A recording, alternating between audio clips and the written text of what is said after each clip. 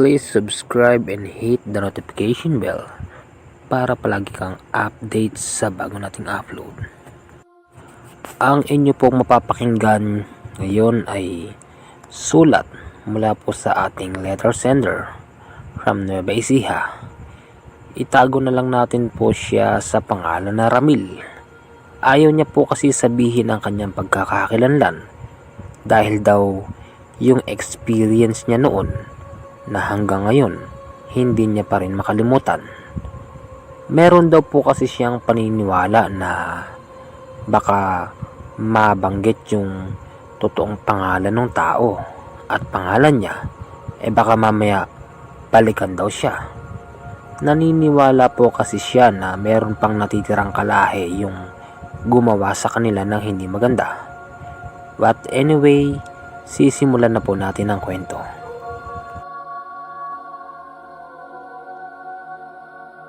Magandang araw po sa iyo, Commander. Sana po ay nasa maayos kang kalagayan. Masugid na subscriber mo pa ako noong 1,000 subscriber ka pa lamang. Nagustuhan ko po ang iyong kwento dahil ito ay mas makatotohanan kesa po sa ibang mga horror narrator. Actually, namimili po ako sa kanila kung saan po ako mag-i-email para maipasa ko din yung aking totoong istorya. Pero nung makita ko po yung channel mo, nagpasya po ako na sa'yo na po ito padala. Commander, tawagin mo na lang po ako sa pangalan na Ramil.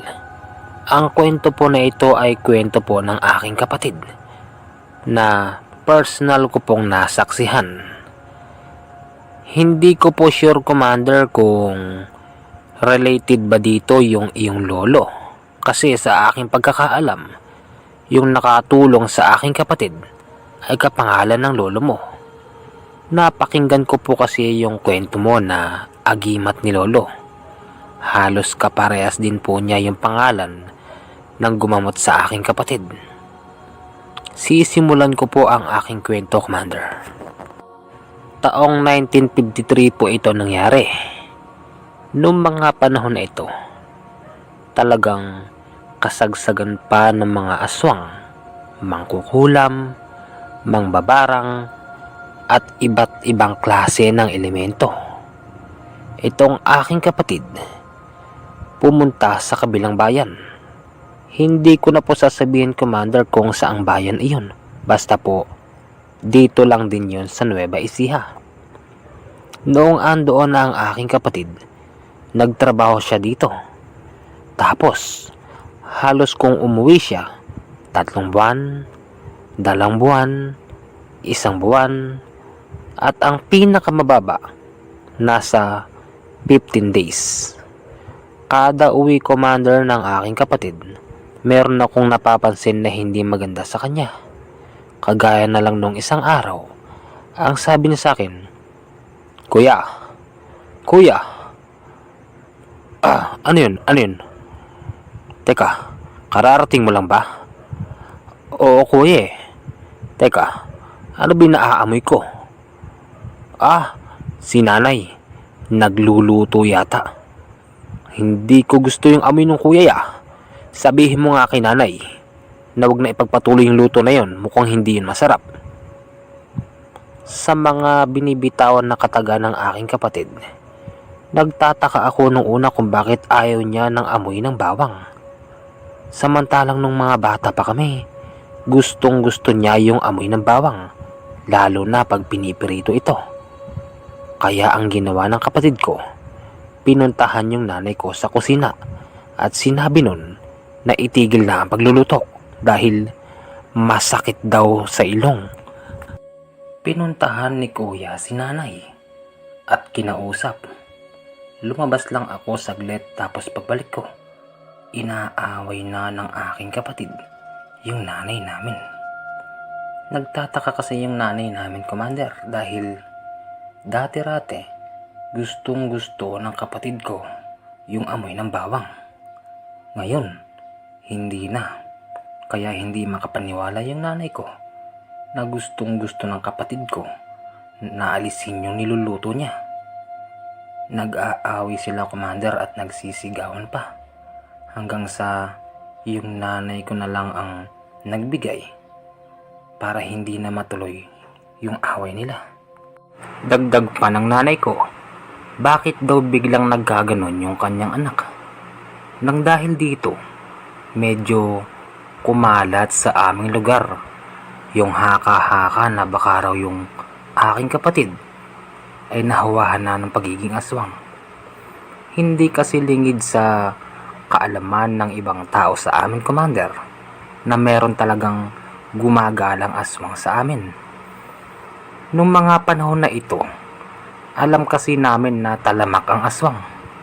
Kaya takang-taka ang lahat ng mga tao doon at pinagbabalakan na rin nila si Kuya na hulihin upang ikulong at obserbahan.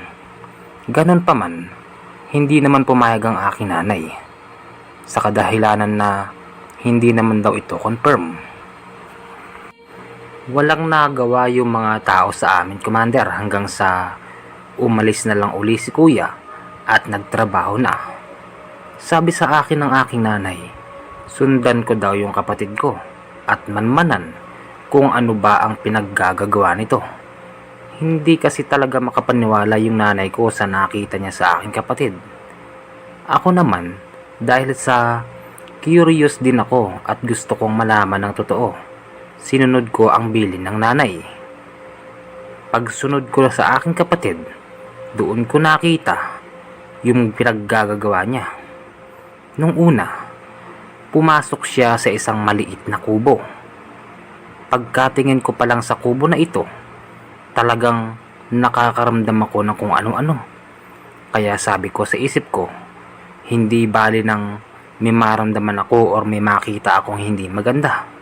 Ang importante, malaman ko kung ano bang meron dito. Dahil baka yun ang dahilan kaya nagkakaganon yung kapatid ko.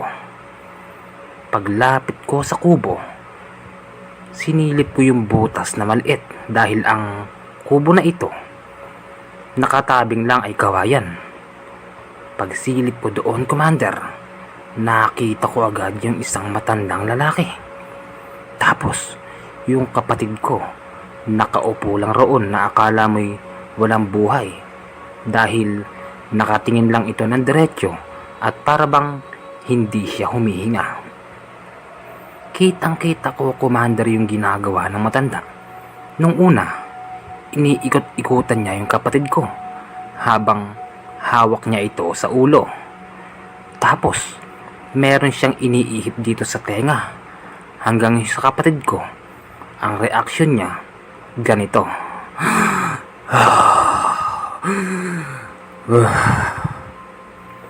Ganon lang siya ng ganon, Commander. Tapos, ang sabi ng matandang lalaki, mabuti naman at bumalik ka rito. Matagal ka ring nawala Namimiss din kita. Akala ko hindi na natin itutuloy ito. Paulit-ulit na ganun ang sinasabi ng matandang ito, Commander. Tapos, para bang nahalata niyang nandoon ako sa gilid ng bahay niya. Kasi titingin-tingin siya dun sa pwesto ko. At nagsalita siya ng may bisita pala ako Hoy, iho, huwag ka nang magtago riyan. Halika, pumasok ka sa aking bahay. Welcome ka rito. O baka naman gusto mo pang puntahan kita riyan. Nako, mahirap yan. Kung iniisip mo bata nakakayanin mo yung mga iniisip mong gawin sa akin, hindi mangyayari yan. Papasok ka pa lang sa aking baluarte. Alam ko na yung nasa isip mo. At saka maraming nakatingin sa iyo. Kung iniisip mo bata na kaya mong gawin yung iniisip mo sa akin, malabo yan. Dahil dito, kaya kitang ilibing ng buhay. Halika, pumasok ka rito. Kausapin mo ako ng maayos. Mabait naman ako Basta mabait din ang kaharap ko. Commander, hindi ko alam ang gagawin ko ng mga oras na ito. Naiisip kong tumakbo na lang, pero nilalabanan ako ng isip ko. Kasi, paano yung kapatid ko? Baka kung ano ang gawin niya rito. Kahit takot na takot ako, pumasok pa rin ako sa loob ng bahay na matandang yun. O bata, ano? Anong kailangan mo? Teka, naaamoy ko bata, mukhang meron kayatang dala dyan. Ho? Ha? Wala ho? Bata, wag mo akong pinagloloko ha. Alam ko may dala ka dyan. Sige na, lumabas ka muna at itapon mo. Hindi ko alam, Commander, kung paano niyang nalaman na meron pala akong dalang balisong. Yung balisong kasi na ito, lagi ko talagang dala. Tapos, ibinababad ko ito sa tubig na merong isang dakot na asin. Itinapon ko nga ito, Commander. Tapos, pumasok ako sa loob ng bahay niya. O bata, wala na. Sige, magkakasundo na tayo niyan. Anong kailangan mo rito? Ano po bang pangalan po ninyo? Saka, anong ginagawa niyo po sa kapatid ko? Kapatid mo pala siya. Oo, kapatid ko siya. Sinundan ko lang po kasi inaalam ko lang kung saan siya nagtatrabaho. Ganun ba? Yung kapatid mo kasi, kasama ko ito sa trabaho ko noon. Bakit po nandito yung kapatid ko? Meron kasi siyang sakit. Gusto niya lang magpatulong sa akin. Kuya, totoo ba yung sinasabi niya? Tanong ko sa kuya ko, Commander. Kaya nga lang, hindi siya sumasagot. Para bang hindi niya ako nakikita. Basta nakatingin lang siya sa iisang direksyon. Tapos, yung mata niya ni hindi man lang kumukurap. Mawalang galang na po, tata. Bakit po yung kapatid ko parang hindi ako nakikilala? Saka bakit hindi ho siya gumagalaw? Ano pong ginagawa niyo sa kanya? Bata, sinabi ko na sa iyo na yung kapatid mo mayroong sakit. Ginagamot ko lang siya. Ngayon, nasa proseso na siya ng paggamot. Huwag ka mag-alala. Okay lang siya. Kailan naman po siya babalik? Hanggang kailan siyang ganyan? Mamaya lang, bata. Mamaya lang. Kalma ka lang. Kalma. Commander, hindi ko gusto yung tawa ng matandang to. Para bang nararamdaman ko na merong kakaiba sa kanya. Pero kung titignan mo siya, mula sa ulo hanggang sa paa, okay naman siya. Mukha siyang matinong tao. Tapos yung bahay niya, okay din. Malinis at maliwanag. Marami kasing mga nakasabit na ilaw doon, gamit yung digaas. Bata, ano? Kumain ka na ba? Kung hindi pa'y kumain muna tayo, habang yung kapatid mo, hinihintay pa yung proseso. Ho? Anong proseso? Proseso, bata. Ang ibig kong sabihin, yung proseso na ito, dinadaanan na ng kuya mo. Kumain ka na ba? Kung hindi pa'y magluluto muna ako. O kung gusto mo, ikaw na magluto. Ano? Hindi. Sige. Busog pa po ako eh. Nako, bata talaga. Ikaw naman. Sa layo ba naman ng nilakad mo, marating mo lang to eh.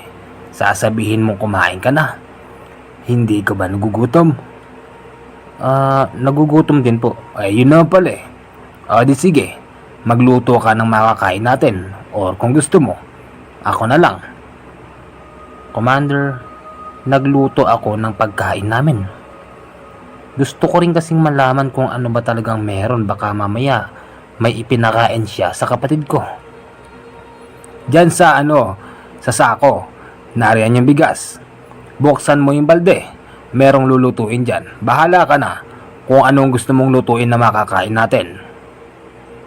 Para bang ipinapakita ng matandang to, Commander, na malinis siya, na walang itinatago. Habang nagluluto ako, narinig ko na lang yung boses ng kapatid ko.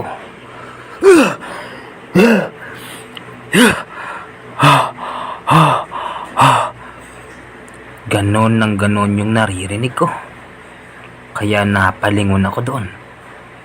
Agad na tumakbo yung matanda papunta sa kanya. Ano? Okay ka lang ba?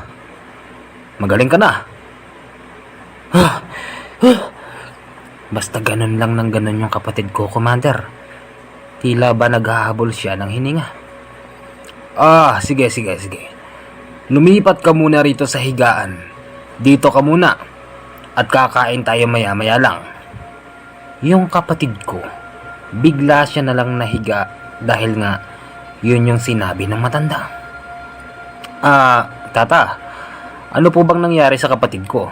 Bakit ho para siyang naghahabol ng hininga? Wala yun. Okay na yung kapatid mo, magaling na. Ano po bang sakit niya? Alam mo, yung kapatid mo ay nakulam. Papaano pong nakulam? Sino po ang kumulam? Hindi ko nga din kilala pero huwag ka mag-alala. Okay na siya. Dahil sa sinabi ng matandang ito, Commander, para bang napanatag ako. At inisip ko na lang din na talagang matino siyang tao. Nung makaluto na ako, niyaya ko na kumain ng aking kapatid. Kuya, ano bang nangyayari sa iyo? Wala. Okay lang ako. Sigurado ka, kuya? Nakulam ka daw Oo, nakulam ako. Teka, bakit parang katamlay mo? Medyo, masakit lang katawan ko. Okay lang ako, tol. Okay lang ako. Malumanay ang pananalita ng aking kapatid. Pero, okay na raw siya. Kaya, natuwa na ako nung kumakain na kami. Habang kumakain naman kami, itong matanda, tawa ng tawa. Sabi ko sa iyo ako lang ang makapagpapagaling sa iyo. Kita mo, okay ka na. Saka, saksi pa yung kapatid mo. Nakakaloko yung tawa niya, Commander. Pero, nagtiwala na rin ako dahil nga napagaling niya ang aking kapatid. Yun ding araw na ito, umalis na kami ng aking kapatid at sinabi ko sa kanya, sasamahan ko siya sa kanyang trabaho kasi hindi ko naman alam kung ano ang trabaho ng kapatid ko. Hindi ko rin alam kung saan lugar yon. Takang-taka naman yung kapatid ko sa akin bakit ko raw siya sinundan doon. Basta ang sabi lang niya, wag na raw akong sumunod at umuwi na. Okay na daw siya. Noong una, akala ng kuya ko ay talagang uuwi na ako. Pero ang hindi niya alam, unti-unti ko siyang sinusundan. Pumasok sa isang bahay na medyo maganda, malaki, dahil mataas yung bubong. Pagkita ko doon, ito pala ay isang katayan ng baboy. Nilapitan ko yung mga kasamahan nyo doon at nagtanong-tanong ako. Kasi, Commander, parang hindi ba ako nakukontento sa sinasabi ng matanda na iyon. Ang sabi ng mga katrabaho ng kuya ko, minsan daw ay parang balo yung kapatid ko. Kasi nakikita lang ng lilisik na lang daw yung mata. Hindi naman daw nila alam kung nagbibiro lang ba ito o ano. Basta tuwing hating gabi na lang, ganun daw ang kanilang nasasaksihan sa kapatid ko. Katayan kasi ito ng baboy, Commander, kaya inaabot sila rito na magdamag. Tapos, gulat na gulat ako sa kwento ng isa. Kasi ang sabi nun, minsan daw yung kuya ko, nakita niyang kumakain ng hilaw na karne. Tapos, pinakagusto pa raw ng kuya ko ay yung laman loob ng baboy. Kaya, ang sabi nila, baka daw aswang na itong kapatid ko. Nagtataka naman sila kung paano nangyari yun. Habang nagtatanong ako sa kanila, nagulat na lang ako dahil merong kumalabit sa aking balikat. At ang sabi nun, Bata, kapatid mo ba yun? Oho, sino ho kayo? Kung ako sa iyo bata, iuwi mo na yung kapatid mo. Hindi maganda ang sasapitin niya rito. Pagsabi niya nun, umalis na lang siya. Nagtanong naman ako sa mga kasama ko doon kung sino ba yung matandang yun. Ang sabi nila, wala raw silang nakitang matanda. Wala raw silang nakita na lumapit sa akin at kumausap. Nang dahil doon, takang-taka ako. Kasi imposible namang hindi nila nakita. At saka, paanong makakapasok yun doon? Sa itsura kasi ng matandang yun, para siyang sobrang tanda na tapos uugod-ugod na ako maglakad. Hindi ko na lang ito pinansin, Commander. Inantay ko na lang yung tamang oras kung kailan mag-uuwian na. Ang plano ko kasi, yung kapatid ko, iuwi ko na sa amin at doon na lang namin oobserbahan. Noong dumating na ang tamang oras, nilapitan ko agad yung kapatid ko. Tol, ano? Uwi na tayo? Teka tol, bakit ba nandito ka pa? Akala ko ba umuwi ka na kanina? Ay hindi tol, uuwi tayo. Ginambilin sa akin ng nanay, huwag ka na raw magtrabaho dito. Oo nga, umuwi na ako kanina. May nakapagsabi kasi sa akin na dito ka raw nagtatrabaho. Sigurado ka tol? Oo tol, tara na. Huwag ka na magtrabaho rito. Sige. Mabuti na lang, Commander, sumama sa akin yung kapatid ko. Pagdating naman namin sa aming bahay, nakakagulat yung kaganapan dahil bakit ang daming tao doon? Tapos, nung makita ng isa doon na papalapit na kami sa aming bahay, lahat sila nagtinginan sa amin. Napakasama ng tingin nila. Tapos ang sabi ng nanay ko, lumapit na raw kami doon. Ayaw pa sana namin lumapit dahil nakakaramdam ako ng kakaiba sa mga tao sa amin. Baka kasi saktan nila yung kuya ko. Ganun pa man, lumapit pa rin kami. Kaya ang sabi ng nanay, naririto raw sila upang tulungan ng aking kuya. Meron daw silang isang kilala na matanda. Isang matandang lalaki na talaga namang batikan sa panggagamot. Habang pinaliliwanag nila kay kuya kung ano ba ang kakayahan ng matandang yun, kitang-kita na lang namin na biglang nanglisik yung mata niya. Tapos, tumakbo siya sa kusina. Kumuha siya ng kutsilyo. Lahat ng tao doon, pinagbantaan niya na lumayas na raw sila dahil kung hindi, papatayin daw sila ng kapatid ko. Kaya ang sabi ng mga tao doon, baliw na talaga yung aking kapatid. Nang dahil doon, wala silang nagawa at nag-uwian na lang. Ang sabi naman ng kapatid ko sa aking magulang, Nay, ano ba? Ano bang mga pinaggagawa ninyo? Ano bang iniisip niyo sa akin? Aswang? Hindi totoo yun. Ano ba kayo? Huwag niyo nang papupuntahin dito yung mga tao na yun ha. Nakakabwisit na, nanay. Umalis na ako sa trabaho ko, sinunod ko kayo. Tapos ganyan ang aabutan ko? Eh kung ganyan lang din naman, babalik na lang ako sa trabaho ko. Ayoko ng ganyang klase ng buhay. Ang sabi ng kapatid ko, Commander. Ang sagot naman ng nanay ko, Anak, ano ba? Para sa'yo lang din ito, anak. Wala kaming ibang hinangad kung hindi maibalik ka sa dati. Ano bang sinasabi niyo, nanay? Okay lang ako. Wala naman ako sakit ah. Hindi, anak. Hindi. Hindi ka normal. Tignan mo nga yung sarili mo. Ulubot na yung mukha mo. Nay, dahil lang ito sa pagpupuyat ko. Dahil ba medyo kulbot na ako, iniisip niya aswang niya rin ako? Hindi ako aswang, nay. Nagsasagutan sila, Commander, ng aking nanay. Hanggang sa kinindatan ko na lang ang aking nanay at siya na ang mag-back out sa kanilang pinag-uusapan. Kinagabihan, Commander, eto na ang malupit na nasaksihan namin sa aming kapatid.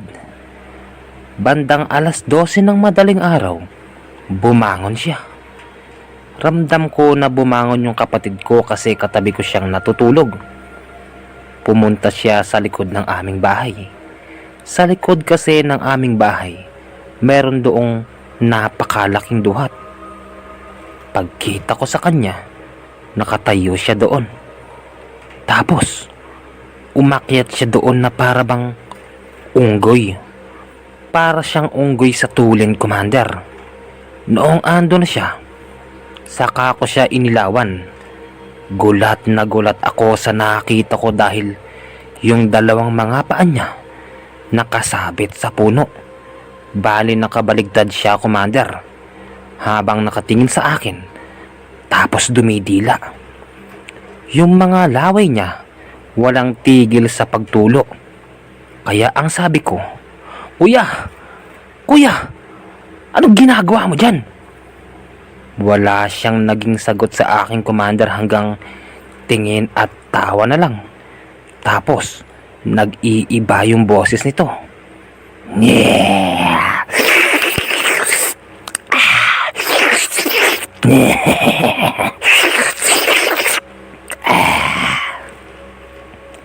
Ganon yung nasasaksihan ko sa kanya. Animoy para siyang gutom na gutom. Tapos yung mata niya nagkukulay pula na rin. Sigaw ako ng sigaw at tinatawag ko si nanay, hanggang sa lumabas ang aking nanay at nakita niya yung kalagayan ng aking kapatid. Hala, Diyos ko! Anak! Ano bang nangyayari sa'yo, anak? Iiyak na yung nanay ko, habang yung kapatid ko tila ba hindi niya alam ang kaniyang ginagawa. Nung biglang nakarinig na lang kami ng isang piyok ng manok. Napatingin din doon yung aking kapatid. Tapos, agad siyang lumundag at lumayo sa aming bahay. Hindi na namin siya nasundan nung oras na ito, Commander. Kaya wala kaming nagawa kung hindi mag-antay na lang sa pagbalik niya. Bago mag alas 3 ng madaling araw, dumating na ang aming kapatid. Nagtataka naman kami kasi hindi naman siya kumatok. Wala rin kaming narinig na pumasok sa loob ng aming bahay. Basta nakita ko na lang siyang nakahiga sa aming higaan. Tapos yung itsura niya, dugo-dugo yung bunganga niya at yung damit niya warak-warak. Tanda ng pagsabit nito sa mga puno na kanyang dinaanan. Kaya ang sabi ko sa aking nanay, Nay, naririto na si Kuya. Ha? Saan dumaan yan? Gulat na sabi ng aking nanay. Pagpasok niya sa aming kwarto, ang sabi niya, Hala, saan ba nanggaling itong kapatid mo? Bakit meron dugo? Hala, Diyos ko, dalhin na natin ito kay Tata Pising upang maipagamot. Commander, doon ko narinig yung pangalan na Pising. Kaya sabi ko nung una, hindi ko sure kung related ba dito ang iyong lolo, dahil nga Pising din ang pangalan ng lolo mo. Yun ding oras na ito, Commander, lumakad ang aking nanay. Sa aking pagkakaalam, meron siyang kasamang isa pa naming kapitbahay. Bali yung kapitbahay namin na ito ang nagsasuggest sa aking nanay na dalhin kay Tata Pising ang aking kapatid. Dumating sila sa bahay namin, Commander, nagliliwanag na dahil malayo pala yung lugar ni Tata Pising. Unang kita ko pa lang sa kanya, Commander, ramdam ko yung parang sobrang lakas niya. Sa aking pagkakaalam kasi, Commander, matanda na siya. Dahil yung itsura niya, mukha siya talagang matanda pero matikas naman ang pangangatawan. Ang agad niyang bate sa aking nanay at sa kapatid. Magandang umaga po sa inyo. Maraming salamat po at ako ang napili ninyo na gumamot sa inyong anak. Tata, tulungan po ang aking anak. Hindi na po namin alam kung ano po ang nangyayari sa kanya. Ganun po ba? Huwag po kayong mag-alala. Naririto po ako upang kayo ay tulungan. Saan po ba yung anak ninyo? nandoon siya sa kwarto. Hanggang ngayon ay hindi pa siya nagigising. Ah, siguro kagabi yun yung unang pagkakataon na pagbabagong anyo niya. Sige po, papasok na po ako sa kwarto. Pagpasok niya sa kwarto, Commander, nagulat kami dahil hindi niya binuksan yung pinto. Pero meron yung kortina. Tapos ang pagkakaalam ko, sarado yung pinto. Agad ko itong sinundan dahil takang-taka ako kung paano siya nakapasok ng ganon-ganon lang. Pagtingin ko sa pinto, sarado nga ito. Tapos yung kortina na dinaanan niya, parang hindi man lang nahawi. Nang dahil doon, nagkatinginan kami ng aming nanay. Kasi, ibig sabihin ba nito, tumagos si Tata Prising doon sa pinto. Binuksan namin yung pinto na ito, Commander. At pagpasok namin, nakita namin na yung kuya namin, dilat yung dalawang mata at pawis na pawis. Tapos, yung kamay niya at paa niya, hindi niya maigalaw. Pero, tinitignan naman namin wala itong tali. Hanggang sa sinabi ni Tata Prising, "Nadali ka." Hay nako. Alam nyo no, mabigyan ko lang kayo ng konting kwento. Itong bayan natin, itong probinsya natin, sa panahon na ito ay napakaraming aswang, nagkalat pa. Ewan ko lang kung maniniwala kayo, pero misis, ito pong anak ninyo, napakain po ng aswang. Tata, bakit mo hindi makagalaw yung anak ko? Anong nangyayari? Ganun ba? Siguro sa inyong paningin ay wala kayong nakikitang nakatali sa kanyang mga kamay at paa. Pero sa aking paningin, nakatali po iyan gamit ang kapangyarihan ng hangin. Ho? Talaga po, Tata? Ang sagot ko sa matandang ito. Nagtataka man ako, Commander, dahil masyado siyang matalinhaga magsalita. Pero yung talinhaga ng pagsasalita niya, merong kabuluhan. At makikita mo talaga na may katotohanan dahil nga yung kapatid ko hindi makagalaw. Kahit nagpupumilit siyang makaalis sa pwesto niya, hindi siya makaalis. Walang galang na po baka ho po pwedeng doon na lang po muna kayo sa labas at gagamutin ko lang ang batang ito. Sige na po. Wala kaming nagawa, Commander, kung hindi sumunod sa utos ni Tata Prising. Sa aming paglabas, nakikinig na lang kami kung ano ba ang mangyayari. Ganito, Commander, yung aming mga naririnig. Pag ako nakawala rito, papatayin kita.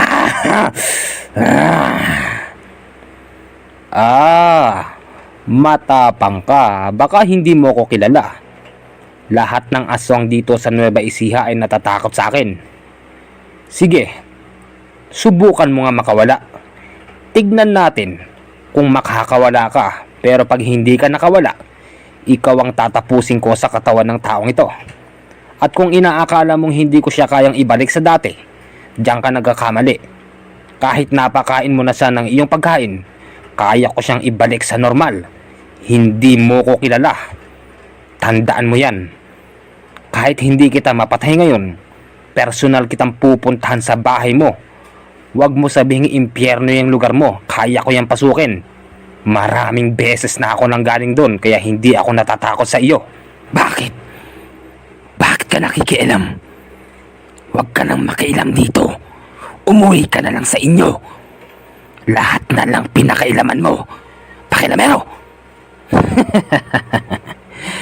Yan naman ang mahirap sa inyong mga aswang Pag may nakalaban kayong sa tingin nyo ay dihado kayo, naghireklamo kayo. Samantalang pumapatay nga kayo ng mga taong walang kalaban-laban Tapos ngayon pauuwiin mo ako? O sige, masyado ka ng madaldal. Tatapusin na kita. Yun yung mga naririnig kong usapan nila, Commander, hanggang sa narinig ko yung kapatid ko. Sumigaw ito ng utod ng lakas. Hindi nagtagal, mga 1 minuto, binuksan na namin yung pinto. At nagulat kami dahil sobrang daming usok ang lumalabas sa kwarto ng aming kapatid. Tata, ano pong nangyayari? Bakit po ang usok dito? Okay na yung kapatid mo. Magaling na siya. Ano po ba naging sakit niya, tata? Ay, oo nga, tata. Ano ba naging sakit ng anak ko? Kagaya ng inyong nasaksihan na pagbabagong anyo ng inyong anak at iyong kapatid Ramil. Ang patunay dito na aswang yung kapatid mo, hindi ba? Galing ka sa isang bahay doon sa liblib sa kabilang bayan, tama? Opo tata, galing po ako doon. Paano nyo po nalaman yun? Hindi na yan importante Ramil. Kasi nakita ko ang lahat ng pangyayari. Oh, ibig sabihin nyo tata, andoon ho kayo? Wala ako doon. Pero nung mahawakan ko yung kapatid mo, doon ko nalaman na totoo. Ito palang gumawa sa kapatid mo na ito. Kasama niya sa trabaho. Unti-unti siya nitong pinapakain ng kung ano-ano. At yung kinakain niya na ito, meron itong ritual upang ang tao ay masalinan ng pagiging aswang. Yung kapatid mo ngayon ang nadali dahil yung kapatid mo mahina ang pananampalataya. Ay, ganun po pala yun, tata. Galing niyo naman po, paano niyo po nalalaman yung mga ganung bagay? Alam mo, Ramil, hindi lahat ng tao kayang makita yung ganun. At higit sa lahat, hindi lahat ng albularyo ay kayang makita yung mga ganun. Iilan lang kaming ganito sa mundo. Pero hindi ko sinasabi, Ramil, na isa akong Diyos. Tao lang din ako na nilalang ng tunay na Diyos. Alam mo, Ramil, napakaraming nagpapanggap na Diyos. Ho?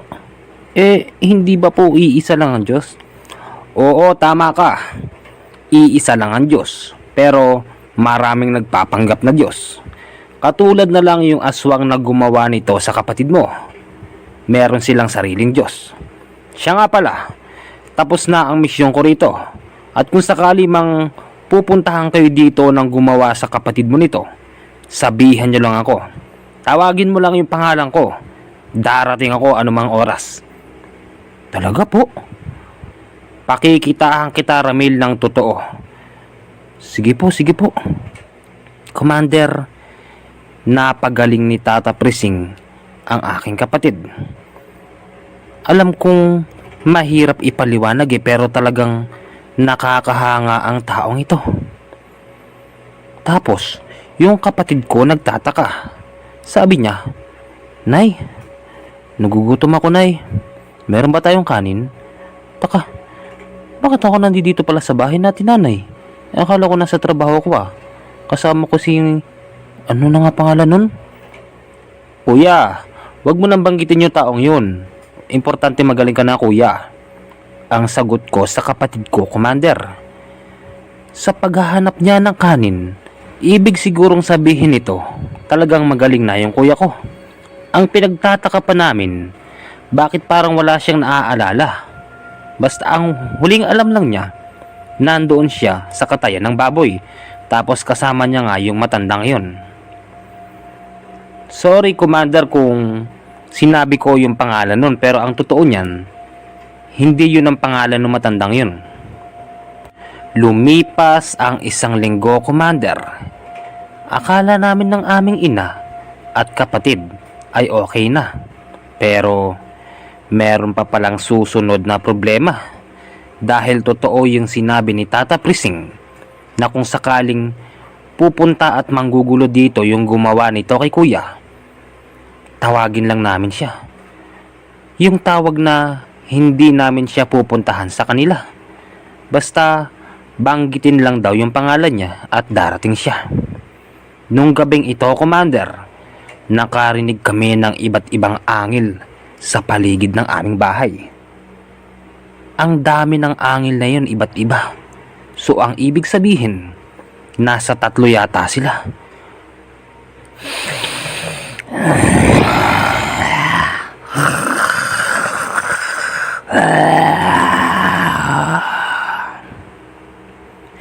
Yun, Commander, yung pinaka nakakatakot na angil na hindi ko makakalimutan sa buhay ko.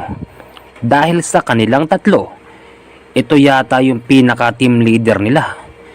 At naririnig ko rin na inuutusan nito yung iba niyang kasama. Sige, ikutan nyo.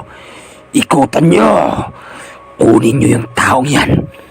Patayin nyo. Lahat sila. Tatlo lang sila dyan. Patayin nyo. Paulit-ulit na ganun yung sinasabi ng isang team leader nila. At sumasagot din yung isa. Saan ang daan? Saan ang daan? Wala akong makita. Kakainin ko yung isa doon.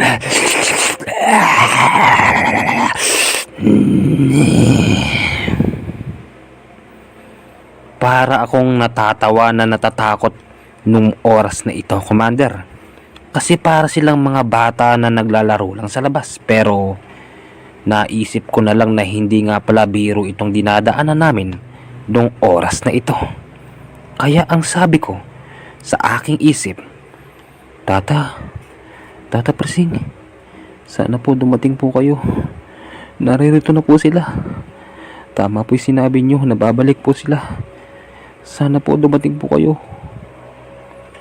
Pagbanggit ko nito, Commander, lumipas lang ang 3 minuto. Nakakarinig na ako sa labas ng kakaibang boses. Yung boses na ito, hindi ito yung boses ng aswang. Dahil sa kanilang tatlo, naiiba yung boses na nagsasalita sa labas.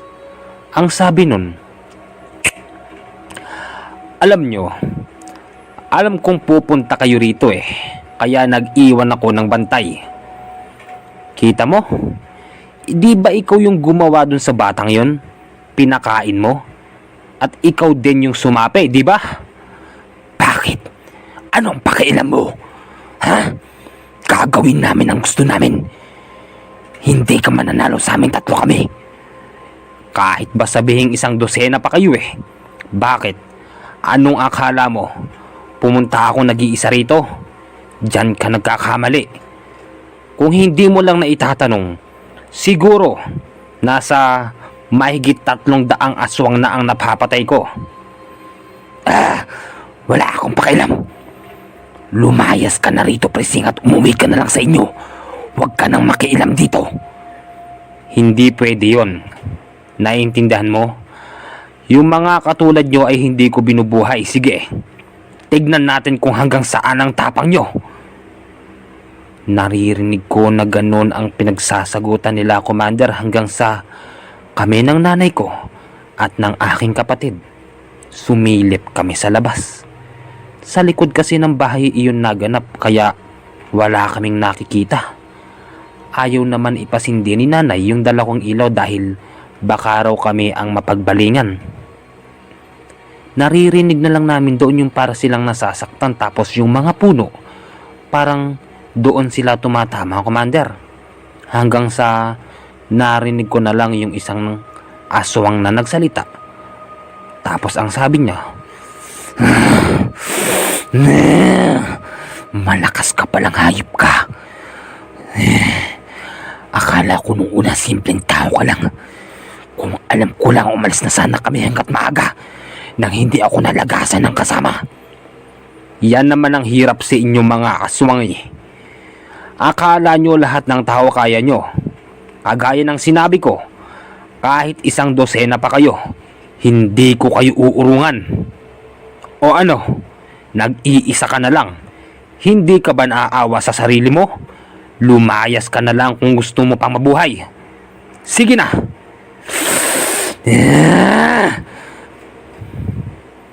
Pagsabi ng aswang na yun, naramdaman ko na lang, Commander, na parang biglang may pumagaspas sa taas. Tumama pa nga ito sa puno. Tapos nun, tumahimik na ang lugar. Doon ko isinindi yung ilaw. At maniwala kayo or sa hindi, Commander, at sa lahat ng iyong viewers at subscriber, maniwala man po kayo o hindi, kitang-kita ko po si Tata Persing na nakatayo doon. Tapos, humarap siya sa amin at meron siyang 2 pakpak na kulay puti. Nakangiti ito sa amin at nagpaalam na sabing, aalis na raw siya. Umalis nga siya, Commander, tapos kitang kita namin ng aking ina at ng aking kapatid na lumipad siya pa itaas. Commander, hanggang dito na lang po ang aking kwento. Ito po ay totoong nangyari. Wala po itong halong biro. Maraming salamat po, Commander, kung sakaling uunahin mo pong i-upload ang aking kwento. Ito po ay aabangan ko araw-araw sa iyong YouTube channel. Hanggang dito lang po at God bless, more power po sa ating lahat.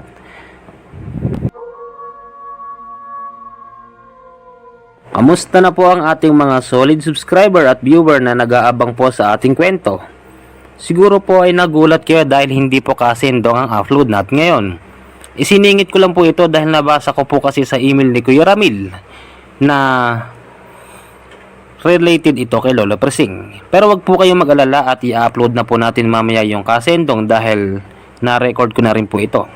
Pasensya na po kayo dahil medyo busy po ang inyong lingkod.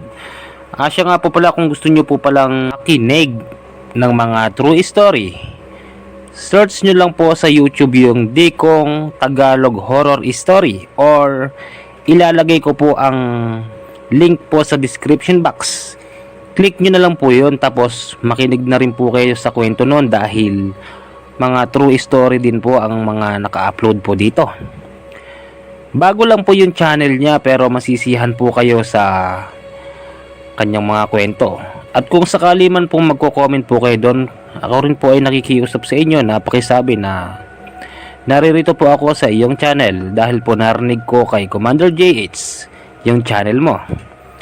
Siya nga po pala, hindi ko na po kayo pala mababati, medyo nakalimutan ko na po kasi nakalimutan ko na po yung mga ibang pangalan, pero kung magko-comment po kayo dito sa aking channel sa upload ko na ito ay babatiin ko po uli kayo. Pasensya na po kayo, abangan nyo po mamaya yung kung kasendong nalilito tuloy ako. Sige po, maraming salamat po. Please subscribe.